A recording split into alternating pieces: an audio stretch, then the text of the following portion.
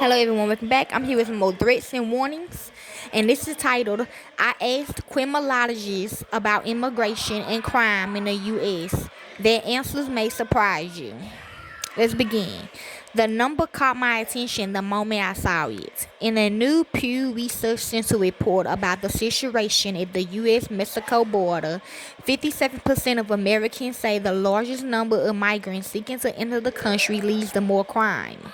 In other words, most people in the U.S. are now tying crime to recent increase in immigration.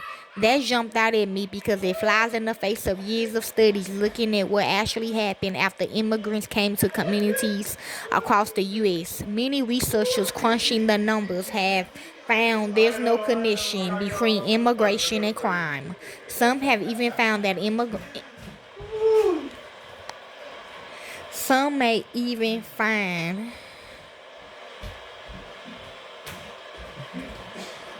Some have even found that immigrants are less likely to commit crimes than people born in the U.S. Crime was in the focus of Pew's recent survey, which found the Americans overwhelmingly fault the government for how it handled the situation at the border and gave respondents a chance to rate in on possible police policy solutions.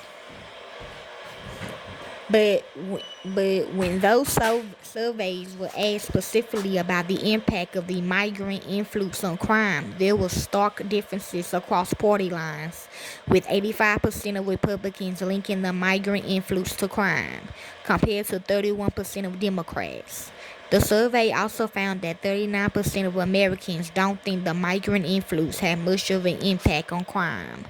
The Pew report is based on a survey of 5,140 adults conducted from January the 16th through the 21st. It releases comes on the heels of several high-profile criminal cases in New York City, allegedly involving recent migrants, including an assault of police officers in Times Square and a string of cell phone robberies that prompted the police commissioners to declare in a recent news conference that a wave of migrant crime had washed over the city. Mayor Eric Adams has stressed that most of the migrants who recently arrived in New York aren't committing crimes.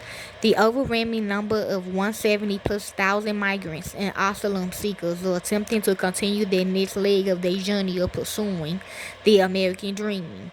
But those who commit a crime will be treated like any other criminal in the city, he said. These small numbers of people are breaking the law and having a huge impact on our public safety, and that is why we zeroed in on them. Uh, all this raises some key questions. Are we seeing an increase in crime tied to immigration, or is there a gap between public perception and reality? And what can happen when we focus on individual incidents and don't take stock of the bigger picture? Question mark. To get a better sense of what's going on, I spoke with several criminologists before Pew's report came out. This is what they told me, edited for length and clarity. The experts had analyzed hundreds of studies about immigration and crime. Here's what they learned. Karis Coburn and Graham Oasley literally wrote the book on immigration and crime. They've been researching the issues for decades and analyzed numerous studies for their 2023 book, Immigration and Crime, Taking Stock. Coburn is a professor of criminology, law, and society at the University of California, Irvine, and Oasley is a professor of sociology and criminology at the College of William and Mary in Virginia. One reason I reached out to you is there have been some recent high-profile incidents on New York getting some attention. Cuban said, when I heard about the New York incident, the first thing when I heard about this on the news is like, oh God, here we go, because the anecdotal instances did not to minimize the seriousness ever, but the rare occurrence with individuals who are foreign born, let alone undocumented, or engaging in crime, and it makes the news. I worry about the cascade effect of the incidents overshadowing what we know in the border context about immigration and crime, because these are flashpoints, they strike a nerve. Ousley said, human beings commit crime in pretty much all societies across the globe. But the bottom line is what gets lost in those anecdotal stories. Those leads you to the flashpoint of negativity in which you ignore all the potential good things that immigrants bring to our society. And it's frustrating to try to bring evidence to the table and try to contextualize things and put it statistically when you arguing against the flashpoint that allow people to more or less kind of ignore everything else. So many people that will respond to those public opinion polls and will recognize the immigrants, have contributed greatly in beneficial ways to society. So it like, what are you driving forces that perpetrate that that association between immigration and crime? And why does it have so much power? Why does it have so much influence on the way that we think about immigrants more generally or undocumented immigrants specifically? I'm not sure of the answers, but that's one of the things that kind of really is intriguing me. What's the takeaway that you want people to have from your book, Cuban? Across a variety of studies that use different years of data and focus on different areas of the United States, with some exceptions, there's some newness there. I don't want to deny the newness. In general, on average, we do not find a connection between immigration and crime, as is so often claimed. The most common finding across all the different kinds of studies is that immigration is an area either not associated with crime in that area or negatively associated with crime in that area, meaning more immigration equals less crime. It's rare to find studies that show crime following increases in immigration or with larger percentage of the population that are immigrants.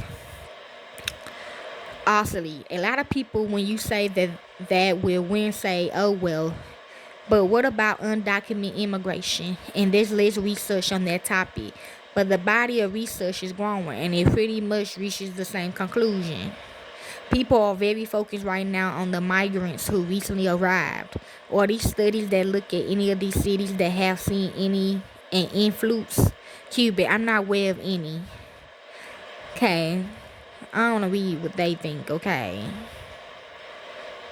Is there a rave of migrant crime in New York? This expert say it's too soon to say. Christopher Herman is a former crime analyst supervisor for the New York Police Department. Now he's assistant professor in the Department of Law and Police Science at CUNY John Jay College of Criminal Justice. New York Police Commissioner Eric Cubbon recently described a rave of migrant crime in the city as he announced a bust and a ring of cell phone thefts. If that's what's happening, okay,